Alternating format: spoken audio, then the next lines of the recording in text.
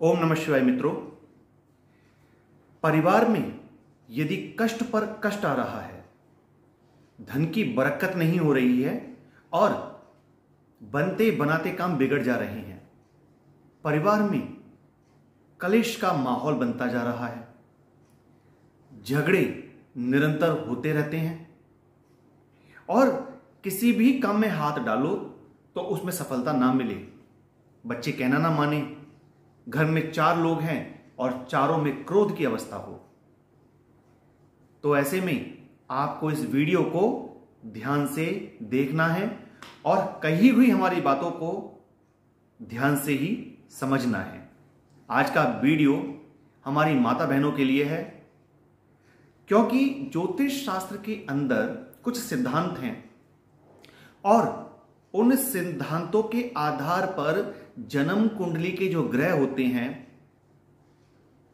अगर कुंडली में कोई ग्रह खराब है तो ऐसा सिद्धांत है ज्योतिष के अंदर कि पुरुष की कुंडली में खराब फल दे रहा है, पर अगर वही ग्रह महिला की कुंडली में बैठा है तो वहां खराब फल नहीं देगा।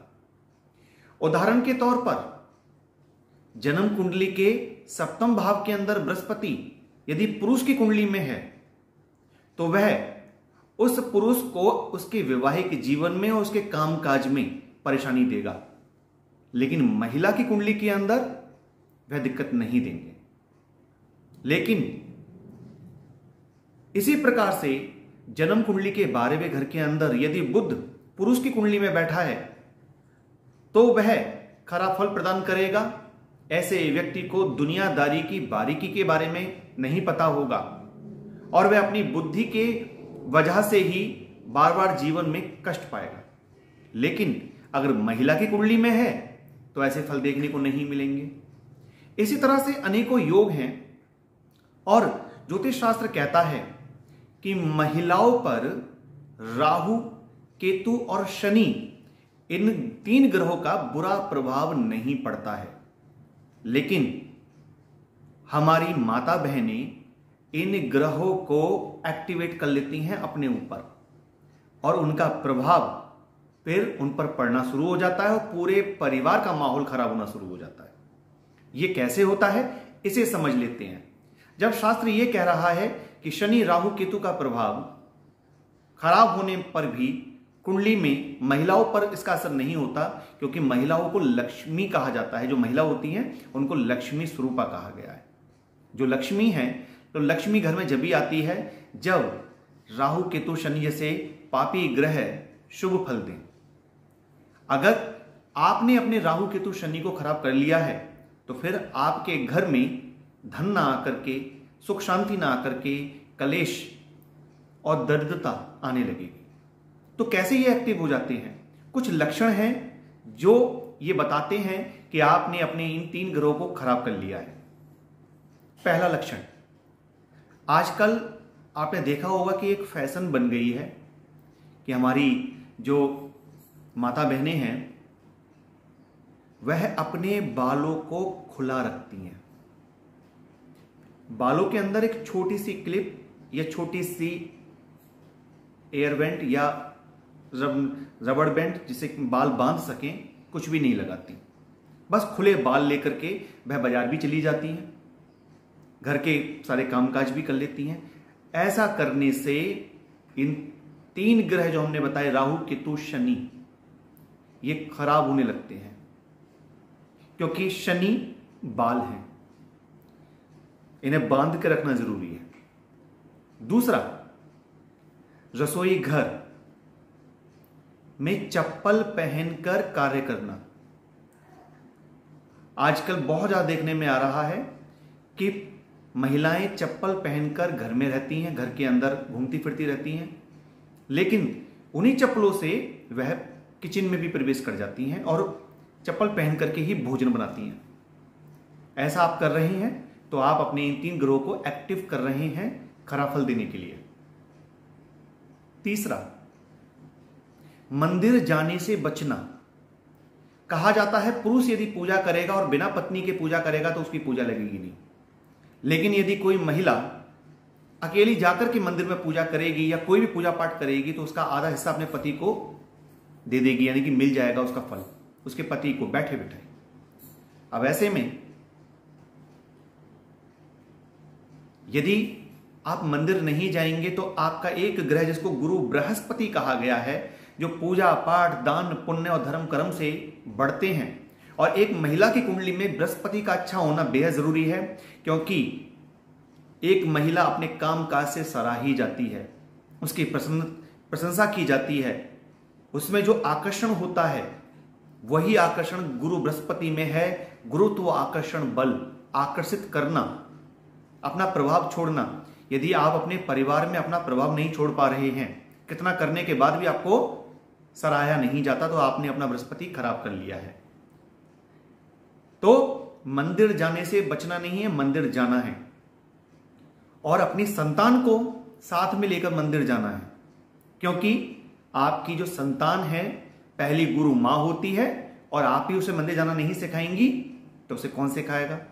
इसलिए अपनी संतान को साथ लेके मंदिर जाना है, क्योंकि आपकी संतान में आपका पुत्र केतु ग्रह से संबंध रखता है, और जब आप मंदिर लेकर के जाएंगे अपने पुत्र को, तो वहां पर बृहस्पति और केतु का मिलन हो जाएगा, एक शुभ योग बनेगा। जो लोग समझते हैं कि गुरु और केतु मिलकर चांडाल दोष बनाते हैं, वो गलत है। राहु और बृहस्पति से चांडाल दोष बनता है, तो एक शुभ योग बनेगा। इसी प्रकार से आप अपनी कन्या को लेकर के भी मंदिर जाएं, ठीक है। तो मंदिर जाने से ना बचें, आप मंदिर जरूर जाएं। आप प्रत्येक रोज नहीं जा सकते तो हफ्ते में एक दिन, अगर आप वर्किंग में हैं हफ्ते में एक दिन नहीं जा सकते तो महीने में 1 या 2 दिन जरूर जाएं। संडे के संडे जाएं, आपको हफ्ते में 4 दिन मिल जाएंगे। इसी तरह से झाड़ू लगाते समय बार बार झाड़ू को बीच में छोड़ देना। कोई काम याद आया, झाड़ू बीच में छोड़ दी, काम पर चले गए, वो काम निपटाया, फिर आ गए, फिर झाड़ू लगाने लग गए। घर में सवेरे उठकर सबसे पहले झाड़ू ना लगाकर किसी और कार्य को करना, यह राहु केतु शनि को एक्टिव कर देता है। इसी तरह से जो महिलाएं स्नान करने के बाद अपने आप को तैयार नहीं करती, मेकअप नहीं करती, ऐसा बहुत देखने में आता है कि घर में ही रहती हैं महिलाएं, कहीं जा नहीं रही हैं, तो यह सोच करके वह अपने आप को तैयार ही नहीं करती हैं, बस शाम को कहीं जाकर के उन्होंने अपने बालों को संभाल लिया। अगर आप तैयार नहीं होते, मेकअप नहीं करते हैं, तो आपका जो शुक्र, आपको शुक्र कहा गया है, तो आपका शुक्र डैमेज हो जाएगा, और जब आपका शुक्र डैमेज होगा तो घर गृहस्थी के सुखों में कमी आएगी। इसलिए तैयार जरूर हों। और एक बात का विशेष ध्यान रखें, जब भी आप तैयार हो तो आपका चेहरा तैयार होते समय उत्तर दिशा, नॉर्थ डायरेक्शन में होना चाहिए। पैरों में चांदी की पायल ना पहनना, इससे राहु एक्टिव हो जाता है, इसलिए पैरों में चांदी की पायल जरूर पहननी चाहिए। ऐसी बहुत सारी बातें हैं जिसमें से बहुत ज्यादा मुख्य तथ्य हमने आपके आगे रखे हैं। इन तथ्यों को जानिए, समझिए, इनकी गहराइयों में उतरिए। और बता देते हैं आपको, लोहे की यानी कि स्टील की चम्मच से नमक सब्जी में डालना। अगर आपने अपने किचन में नमक को लोहे के बर्तन में रखा हुआ है, लोहे के डिब्बे में रखा हुआ है, या लोहे की चम्मच से, स्टील की चम्मच से आप नमक डालते हैं सब्जी में, तो ये खराब हो जाता है, आपके शनि को खराब कर देता है, क्योंकि इससे आपका मंगल डैमेज होगा, और जब मंगल डैमेज होगा तो आपके शनि राहु केतु खराब होने लगेंगे। खाना बनाते हैं, जिस बर्तन में आपने दाल या सब्जी बनाई है, उसमें से लेने के लिए आप एक वस्तु का यूज करते हैं, उसको चमचा या चमची बोला जाता है। उससे आप लेते हैं उस सब्जी को, और उस चमचा या चमची को उसी में पड़ा हुआ छोड़ देते हैं। निर्धनता आपके घर से जाएगी नहीं अगर आप ऐसा करते हैं।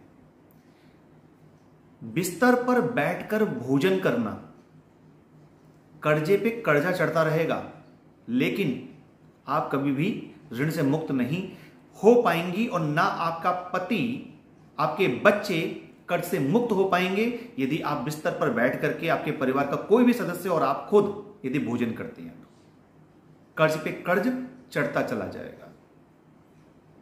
इस प्रकार की बहुत सारी चीजें हैं जिन पर ध्यान देना जरूरी है। तो आशा है आपको ये सारी बातें समझ में आई होंगी। यदि आप में से कोई भी इन चीजों को कर रहा है तो अभी बंद कर दीजिए, और यदि आपसे रिलेटिव, आपकी जानकारी में कोई इंसान ऐसा कर रहा है तो उसको ये वीडियो भेज दीजिए।